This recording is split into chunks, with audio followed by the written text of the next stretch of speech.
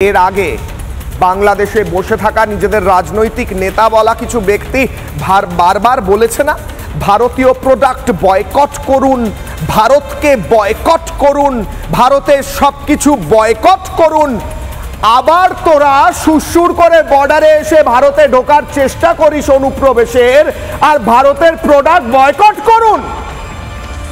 ভিখারি বললে আমার মনে হয় খুব অপমানজনক হবে যারা সত্যি সেই ইকোনমিক কন্ডিশনে রয়েছেন। কারণ তোরা যারা অনুপ্রবেশকারী, যারা চেষ্টা করছিস ভারতের সার্বভৌমত্বে আঘাত হানার, আসলে এরা প্রত্যেকে সন্ত্রাসী, এরা প্রত্যেকে সন্ত্রাসবাদে মদতকারী। শোনাবো সেই বাইট, সেই বক্তব্য যেখানে এরা ভারত বিরোধিতার কথা বলে, প্রোডাক্ট বয়কট করার কথা বলে, আর তারপর ভারতের সীমান্তে এসে সুরসুর করে কখন ভারতে ঢোকা যাবে। এটা হলো এদের দ্বিচারিতা। আজকে মুখোশ খুলছি কিশলয় অগ্নিবাণে, শুনুন এই বক্তব্য।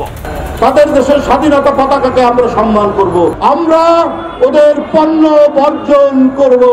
বন্ধুরা আমার, আমরা টাঙ্গাইলের শাড়ি পরব, আমরা রাজশাহী সিল্ক পরব, আমরা কুমিল্লার খদ্দর পরব। ভারতীয় পণ্য বর্জন করতে হবে, ভারতীয় পণ্য বয়কট করতে হবে, দেশীয় পণ্য ব্যবহার করতে হবে। ভারতের প্রোডাক্ট আওয়ামী লীগ এটাকেও বয়কট করতে হবে।